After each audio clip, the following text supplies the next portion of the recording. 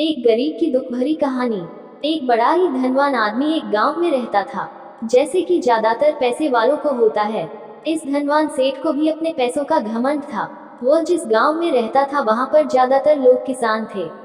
इन सभी किसानों के पास जितनी जमीन थी, उससे कई गुना ज्यादा जमीन इस सेठ के पास थी। कई गरीब किसान तो इसके लिए इसके खेतों में काम करते थे। इसी गांव में मोहन नाम का एक बड़ा ही मेहनती और सच्चा किसान रहा करता था। मोहन का परिवार थोड़ा बड़ा था। उसके परिवार में उसके बूढ़े माँ बाप, पत्नी और 3 बच्चे थे, जो अभी काफी छोटे थे। मोहन के पास ज्यादा जमीन नहीं थी, लेकिन जितनी भी थी उसमें वह बड़ी मेहनत करता और अपने परिवार का पेट पालने लायक अनाज उगा लेता था।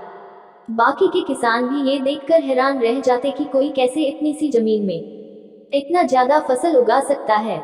एक वर्ष उस गांव में काफी ज्यादा बारिश हुई, जिसके चलते कई किसानों की फसलें बर्बाद हो गई, जिनमें से एक मोहन भी था।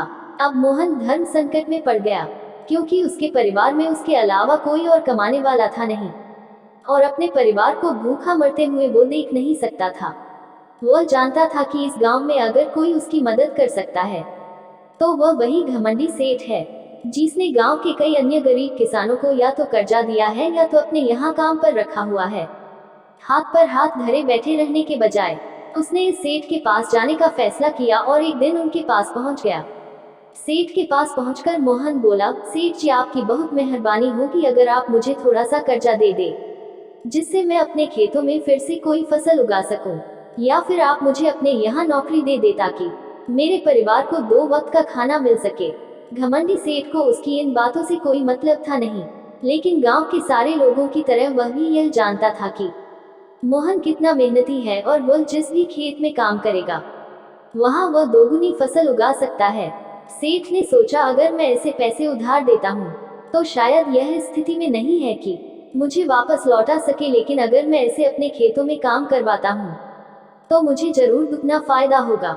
सेठ मोहन से बोला, देख भाई, पैसा तो मैं तुझे दूंगा नहीं, और मेरे पास अभी खेतों में काम करने के लिए कई किसान पहले से मौजूद है, लेकिन तुझ पर तरस खाकर मैं तुझे अपने खेतों में नौकरी देता हूँ, पर मैं तुझे इसके लिए ज्यादा पैसे नहीं दूंगा।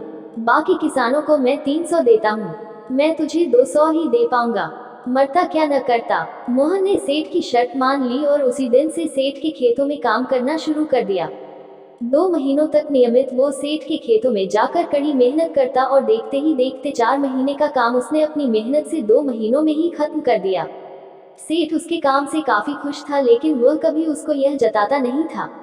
जब सेठ ने देखा कि उसका खेतों का काम अब खत्म हो चुका है, अगर वह मोहन को काम से निकाल देता है तो उसके 2 महीनों के पैसे बच जाएंगे, तब सेठ ने मोहन को काम से निकालने का फैसला किया।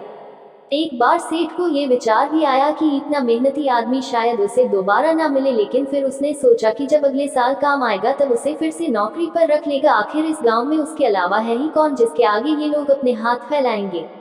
एक दिन सेठ ने मोहन को अपने पास बुलाकर उसको उस दिन का पैसा दिया और साथ में ये भी कहा कि कल से तुमको काम पर आने की जरूरत नहीं है, अब मेरे पास तुम्हारे लिए कोई काम नहीं बचा है, जब मेरे पास काम आएगा तो मैं तुम्हें बुला लूंगा। ये सुनकर मोहन का दिल बैठ गया। पिछले 2 महीनों से कम ही सही उसके बच्चों और परिवार के पेट में अन्न का दाना जा तो रहा था, अब वह क्या करेगा। यही सोचकर उसकी आंखों से आंसू निकल आए। मोहन ने सेठ के पैर पकड़ लिए और गिड़गिड़ाने लगा, सेठ जी, मुझे इस काम की बहुत जरूरत है, मुझे मत निकालिए। अपने मतलब से मतलब रखने वाला सेठ से मज ना हुआ। उसने खरी खोटी सुनाकर मोहन को वहां से चलता कर दिया और मन ही मन 2 महीनों की तनख्वाह बचने से खुश होने लगा। अगले दिन जब सेठ सवेरे उठा और अपने आंगन में आया तो उसने देखा कि मोहन उसके आंगन में बैठा है। सेठ ने उसको पास बुलाकर पूछा कि क्या हुआ, तुम क्यों यहाँ पर बैठे हो। मोहन बोला, सेठ जी, मुझे वापस काम पर रख लीजिए, आप जानते ही हैं मेरी आर्थिक परिस्थिति कैसी है, थोड़ी दया कीजिए। लेकिन सेठ ने उसकी एक न सुनी और फिर एक बार उसे बुरा भला कहकर वहां से जाने के लिए कहा। बेचारा मोहन अपना सिर नीचे झुका के वहां से चला गया। अगले दिन फिर यही घटना दोहराई गई। मोहन फिर सेठ के आंगन में बैठा था। सेठ ने फिर उसको वहां से जाने के लिए कहा। यही घटना अगले कई दिनों तक चलती रही। अब तो मोहन सेठ के हकालने पर भी वहां से नहीं जाता था और वहीं पर बैठा रहता था। एक बार सेठ ने उससे पूछ लिया, तुम कैसे आदमी हो, मैं तुम्हारा इतना अपमान करता हूँ लेकिन तुम्हें कोई फर्क ही नहीं पड़ता। तब मोहन ने सेठ से कहा, बुरा तो बहुत लगता है सेठ जी, लेकिन जब घर जाता हूँ और भूख से बिलखते अपने माँ बाप और बच्चों को देखता हूँ तब यह अपमान मुझे कुछ भी नहीं लगता। इतना सब कुछ होने के बाद भी सेठ का दिल जैसे पत्थर का बना हुआ था। उसने मोहन को अभी तक काम पर नहीं रखा और ना ही उसका ऐसा करने का कोई इरादा था। एक दिन सेठ ने सोचा कि कुछ दिनों के लिए किसी और गांव चला जाता हूँ ताकि मोहन से पीछा छुड़ा सकूं। अगले दिन मोहन के आने से पहले ही सेठ अपने परिवार को लेकर अपने किसी संबंधी के यहाँ चला गया और वहाँ पर 10 दिनों तक रहने के बाद फिर अपने गांव, अपने घर वापस लौटा। घर लौटते ही सेठ ने आसपास हर जगह नजर दौड़ाई तो पाया कि वहाँ पर अब मोहन नहीं था। सेठ ने सोचा, मेरी तरकीब काम कर गई, लगता है मोहन से अब पीछा छूट गया है। हालांकि अब सेठ के द्वार पर मोहन नहीं बैठा था, लेकिन मोहन का विचार अभी भी सेठ के मन में घर कर बैठा था। सेठ सोच रहा था, मोहन इतनी जल्दी हार मानने वाला आदमी तो नहीं दिखता है। उसके साथ क्या हुआ होगा? क्या उसे कहीं कोई और काम मिल गया होगा या फिर और कुछ? इन विचारों ने सेठ को बेचैन कर दिया और आखिरकार सेठ को मोहन की खबर लेने के लिए गांव में जाना पड़ा। सेठ को मोहन का पता नहीं मालूम था, इसलिए अड़ोस पड़ोस के अन्य किसानों से पूछने पर पता चला कि मोहन घायल हो चुका है और अपने घर पर आराम कर रहा है। सेठ ने जब उसके घायल होने का कारण लोगों से पूछा तो सेठ को पता चला कि जब सेठ अपना घर छोड़कर किसी और गांव में गया था तब बंद घर देखकर कुछ चोर उसके यहाँ चोरी करने आए थे, जिनको रोकने की कोशिश करते हुए हाथापाई में मोहन चोटिल हो गया था। ये सब जानने के बाद सेठ का पत्थर का दिल भी अब मोम की तरह पिघल गया। सेठ को अपने किए पर पछतावा होने लगा।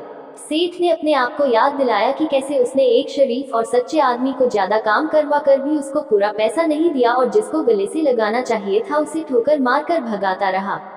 सेठ मोहन का घर का पता पूछकर उसके घर पहुंचा तो देखा कि मोहन की घर की हालत बहुत खराब है। उसका परिवार भूख से बेहाल है और वह खुद अपने हाथ पैर पर चोट के साथ एक खाट में पड़ा हुआ है। ये दृश्य देखकर सेठ की आंखों से आंसू बह निकले। सेठ ने मोहन के पास जाकर उससे सच्चे दिल से माफी मांगी, उसको उसकी मेहनत के पैसे दिए, उसका इलाज करवाया और उसको हमेशा के लिए अपने यहाँ काम पर रख लिया। दोस्तों, इस खूबसूरत कहानी से हमें कई पाठ सीखने के लिए मिलते हैं। कहानी से सीखने लायक पाठ। पहला पाठ, अगर भगवान ने हमें दूसरों से बेहतर जिंदगी दी है तो हमें उसका फायदा नहीं उठाना चाहिए और हो सके तो जरूरतमंदों की जिंदगी में भी सुधार करने की कोशिश करनी चाहिए। दूसरा पाठ, कठिन से कठिन समय में ईमानदारी और सच्चाई का साथ कभी नहीं छोड़ना चाहिए। हाँ, यह मार्ग बड़ा कठिन है लेकिन इसकी मंजिल तक आदमी जरूर पहुंचता है और उसका फल भी अच्छा ही मिलता है। तीसरा पाठ, जब तक हम अपने बारे में सोचना बंद नहीं करते तब तक हम दूसरे के बारे में सोच नहीं सकते और उसका दर्द नहीं समझ सकते। किसी ने खूब कहा है, खुद के लिए जिया तो क्या जिया, दूसरों के लिए जीना ही जिंदगी है।